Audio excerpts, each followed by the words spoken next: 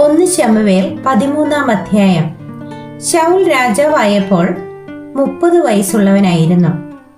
അവൻ ഇസ്രായേലിൽ 2 സംവത്സരം വാണു. ശൗൽ ഇസ്രായേലിൽ 3000 പേരെ തിരഞ്ഞെടുത്തു. 2000 പേർ ശൗലിനോടുകൂടെ മിക്മാസിലും ബേഥേൽ മലയിലും, 1000 പേർ യോനാഥാനോടുകൂടെ ബെന്യാമീനിലെ ഗിബെയിലും ആയിരുന്നു. ശേഷം ജനത്തെ അവൻ അവനവന്റെ വീട്ടിലേക്ക് പറഞ്ഞയച്ചു.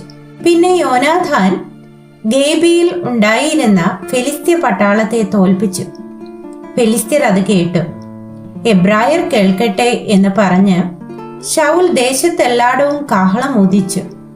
ശൗൽ ഫെലിസ്ത്യ പട്ടാളത്തെ തോൽപ്പിച്ചു എന്നും ഇസ്രായേൽ ഫെലിസ്ത്യർക്ക് നാറ്റമായി എന്നും ഇസ്രായേൽ ഒക്കെയും കേട്ടിട്ട് ജനം ശൗലിന്റെ അടുക്കൽ ഗിൽഗാലിൽ വന്നുകൂടി. എന്നാൽ ഫെലിസ്ത്യർ ഇസ്രായേലിനോട് യുദ്ധം ചെയ്യുവാൻ 30,000 രഥവും 6,000 കുതിരച്ചേവകരും കടൽപ്പുറത്തെ മണൽ പോലെ അസംഖ്യം ജനവുമായി ഒരുമിച്ചുകൂടി. അവർ വന്ന് ബേത് ആവിന് കിഴക്ക് മിക്മാസിൽ പാളയമിറങ്ങി. എന്നാൽ ജനം ഉപദ്രവിക്കപ്പെട്ടതുകൊണ്ട് തങ്ങൾ വിഷമത്തിലായി എന്ന് ഇസ്രായേലർ കണ്ടപ്പോൾ ജനം ഗുഹകളിലും പള്ളക്കാടുകളിലും പാറകളിലും ഗഹൂരങ്ങളിലും കുഴികളിലും ചെന്ന് ഒളിച്ചു. എബ്രായർ യോർദാൻ കടന്ന് ഗാദ് ദേശത്തും ഗിലെയാദിലും പോയി. ശൗലോ ഗിൽഗാലിൽ താമസിച്ചിരുന്നു. ജനമെല്ലാം പേടിച്ചും കൊണ്ട് അവന്റെ പിന്നാലെ ചെന്നു. ശമൂവേൽ നിശ്ചയിച്ചിരുന്ന അവധി അനുസരിച്ച് അവൻ 7 ദിവസം കാത്തിരുന്നു. എങ്കിലും ശമൂവേൽ ഗിൽഗാലിൽ എത്തിയില്ല. ജനവും അവനെ വിട്ട് ചിതറിപ്പോയി. അപ്പോൾ ശൗൽ, ഹോമയാഗവും സമാധാനയാഗവും ഇവിടെ എന്റെ അടുക്കൽ കൊണ്ടുവരുവിൻ എന്ന് കൽപ്പിച്ചു. അവൻ തന്നെ ഹോമയാഗം കഴിച്ചു. ഹോമയാഗം കഴിച്ചു തീർന്ന ഉടനെ ഇതാ ശമൂവേൽ വരുന്നു. ശൗൽ അവനെ വന്ദനം ചെയ്യുവാൻ എതിരേറ്റ് ചെന്നു. നീ ചെയ്തത് എന്ത് എന്ന് ശമൂവേൽ ചോദിച്ചു. അതിന് ശൗൽ, ജനം എന്നെ വിട്ട് ചിതറുന്നു എന്നും നിശ്ചയിച്ച അവധിക്ക് നീ എത്തിയില്ല എന്നും ഫെലിസ്ത്യർ മിക്മാസിൽ കൂടിയിരിക്കുന്നു എന്നും ഞാൻ കണ്ടിട്ട് ഫെലിസ്ത്യർ ഇപ്പോൾ ഇങ്ങ് ഗിൽഗാലിൽ വന്ന് എന്നെ ആക്രമിക്കും. ഞാൻ യഹോവയോട് കൃപയ്ക്കായി അപേക്ഷിച്ചതുമില്ലല്ലോ എന്ന് വെച്ച് ഞാൻ ധൈര്യപ്പെട്ട് ഹോമയാഗം കഴിച്ചുപോയി എന്ന് പറഞ്ഞു. ശമൂവേൽ ശൗലിനോട് പറഞ്ഞത്, നീ ചെയ്തത് ഭോഷത്വം.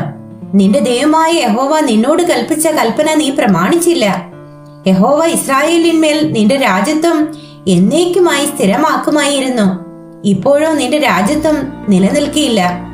യഹോവ നിന്നോട് കൽപ്പിച്ചതിനെ നീ പ്രമാണിക്കായക കൊണ്ട് തനിക്ക് ബോധിച്ച ഒരു പുരുഷനെ യഹോവ അന്വേഷിച്ചിട്ടുണ്ട്. അവനെ യഹോവ തന്റെ ജനത്തിന് പ്രഭുവായി നിയമിച്ചിരിക്കുന്നു. പിന്നെ ശമൂവേൽ എഴുന്നേറ്റ് ഗിൽഗാലിൽ നിന്ന് ബെന്യാമീനിലെ ഗിബെയിലേക്ക് പോയി. ശൗൽ തന്നോടുകൂടിയുള്ള പടജനത്തെ എണ്ണി ഏകദേശം 600 പേർ എന്ന് കണ്ടു. ശൗലും അവന്റെ മകൻ യോനാഥാനും കൂടെയുള്ള ജനവും ബെന്യാമീനിലെ ഗിബെയിൽ പാർത്തു. ഫെലിസ്ത്യരോ മിക്മാസിൽ പാളയമിറങ്ങി. ഫെലിസ്ത്യരുടെ പാളയത്തിൽ നിന്ന് കവർച്ചക്കാർ 3 കൂട്ടമായി പുറപ്പെട്ടു. ഒരു കൂട്ടം ഒഫ്രയ്ക്കുള്ള വഴിയായി ശൂവാൽ ദേശത്തേക്ക് തിരിഞ്ഞു.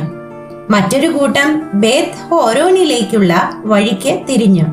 മറ്റേ കൂട്ടം മരുഭൂമിക്ക് നേരെ സെബോയിം താഴ്വരയ്ക്കെതിരെയുള്ള ദേശം വഴിയായും തിരിഞ്ഞു. എന്നാൽ ഇസ്രായേൽ ദേശത്തെങ്ങും ഒരു കൊല്ലനെ കാണുവാനില്ലായിരുന്നു.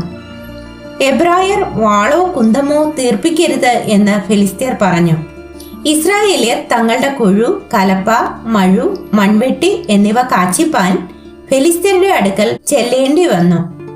എന്നാൽ മൺവെട്ടി, കലപ്പ, മുപ്പല്ലി, മഴു എന്നിവയ്ക്കായും മുടിങ്കോൽ കൂർപ്പിപ്പാനും അവർക്ക് അരമുണ്ടായിരുന്നു.